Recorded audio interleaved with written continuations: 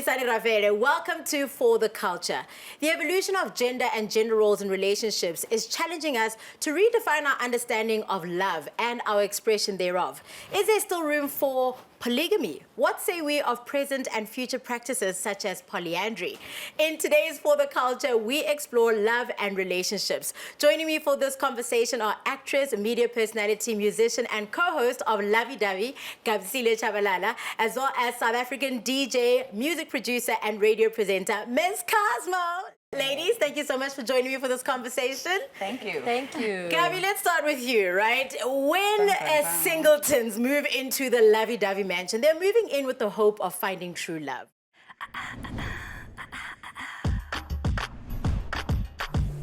Welcome to Lovey-dovey, a show where a group of singers come together in the Lovey-dovey house to find true love, utando, lwangempela, and hopefully leave with a grand prize of 500,000 rand and a wedding offer for your dreams.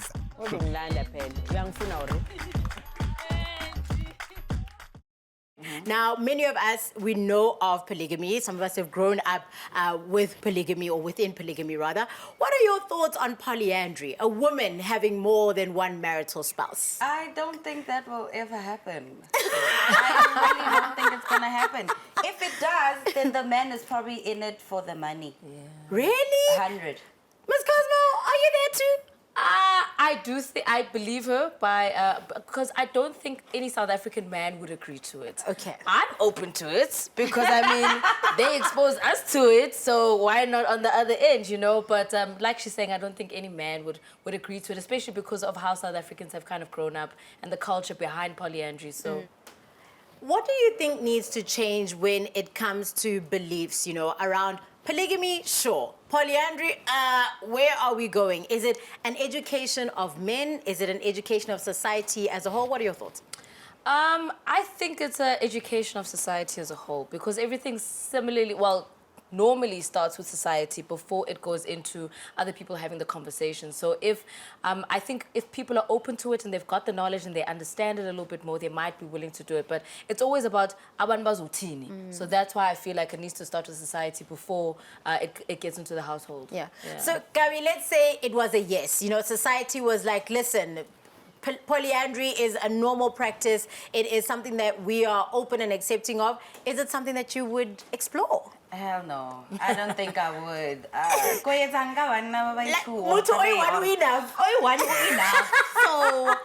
and especially when coming to the sex part of things, and then and then no, I wouldn't. It's too much for you? It's too much. Noli?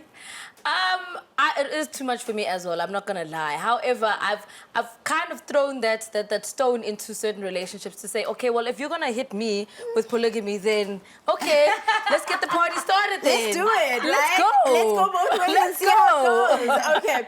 We have a tweet here from Nosy saying, I'm here for the love triangles, the cheating scandals, the couples that find love. I can't wait for hashtag lovey-dovey. Kapsile, what are your thoughts on a partner who does not want to leave, but they want to continue cheating? Give us two. So when I as the cheated one, you must go. Go. What's that thing if a person is cheating and doesn't want to stop? So you stay in that kind of relationship as the person that's being cheated on. Give us two wanna go home. Is it as easy as that, Ms. Cosmo? Because I can see you shaking your head to be like, yeah, we all say it, but I don't know about you guys, but I stayed in a relationship where cheating has been happening. For a very long time. I'm actually very strict with it. That's the one thing that I go in with. I think when you have a relationship, you need to communicate from the beginning. Yeah. And my deal breaker is cheating, like 100%, because when you keep doing it over and over and over, I end up being the papa in the relationship. Yeah. So for me, I would rather just say, okay, well, you don't respect me, I get outing him. I've got a question for her. Yes. How do you just hamba? I you how to go. The thing is, for me, I think I put so much on trust and respect that if I can't trust you anymore, and I don't want to go crazy. So for me, it's more about self-preservation than it is about the relationship because you don't care about me anymore. So why must I stay and still kind of break myself down in this relationship? So for me, it's about thinking about myself. And even if you go to about 10, about 15, about 20, So I post that one again. Move on to the next one. Ms. Cosmo, you raised such an important thing around communication, that this is something that you communicate from the get-go. For you, Gabi, what are those things that in the beginning of your relationship, you know, we talk about redefining love and our understanding of it. And I think one of those things is from the get-go being able to express what it is that you like, what you don't like, what you'll tolerate, what you won't. What are your no's? My nose. A person that does not have the fruits of the spirit. That's my no. If you're not gentle, you are a no. If you're not kind, it's a no. If you are a bully, you're a no. If you don't have self-control, you're a no. So yeah. And how do you communicate those in the beginning of your relationship? Because Ms. Cosmo sounds like it's one of those, and I'm actually going to come to you next to be like, do you sit at your first date and you're saying, babes, as we go into this relationship, this is what I like, this is what I don't like. At which point does this conversation happen about I think from the get-go. In my past relationships, being then I'd say. But now it's like, listen, this is what I like, this is what I don't like. If you can handle this, then stay. If you can't, come back to say it. Yeah. Is that dating in 2022? Dating in 2022 definitely is about communication. I think we can't continue with this lack of communication, because that's what breaks people down. That's what causes depression. It causes mental issues. It causes so many other things, because people don't speak. So for me, I'm definitely on the get-go of maybe not first date, because I mean, we're still smiling. So Kumang at least to be like, I don't want to chase them away on the first date, but definitely once we start talking a little bit more, we start opening up about relationships, what happened in the past, what I've been through, so that you also understand where I come from, so you can be gentle with my past traumas, so that I can be gentle to yours. Yes. I love that. So you can be gentle with my past traumas. We're learning here. We're learning here. Social media plays a big role in relationships today, you know, in how we see love, how we perceive the love of others.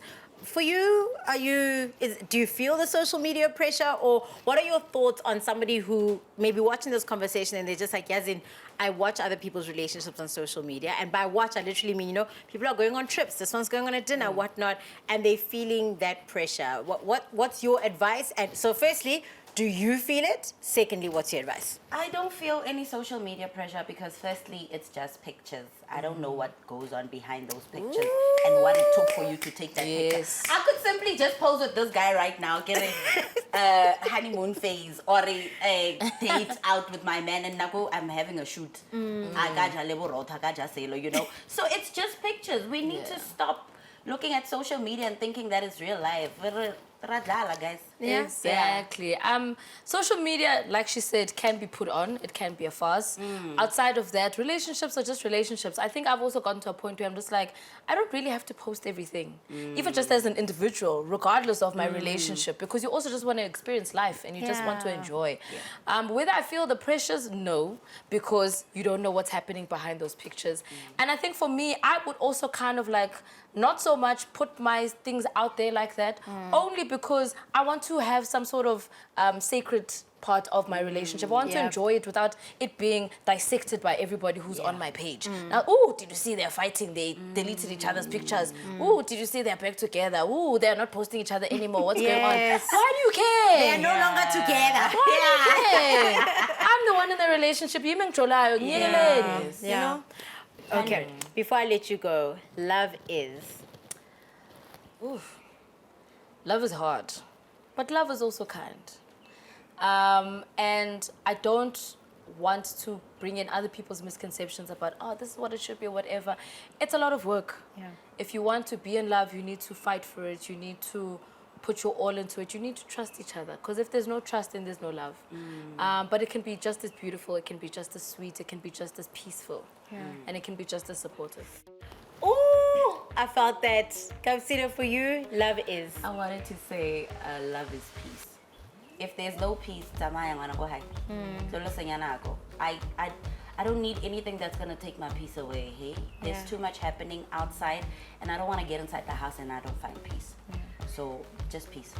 Ladies, thank you so much for such a fun conversation. Insightful. I genuinely learned a lot from both of you, and I hope that you watching also learned a lot too. And remember that it's okay to start again, man. It's okay to start again, and love needs to feel soft. It needs to feel like peace. Don't forget, you can catch Ukabsile on Lovey-dovey on Mocha Love, as well as on DStv Catch Up.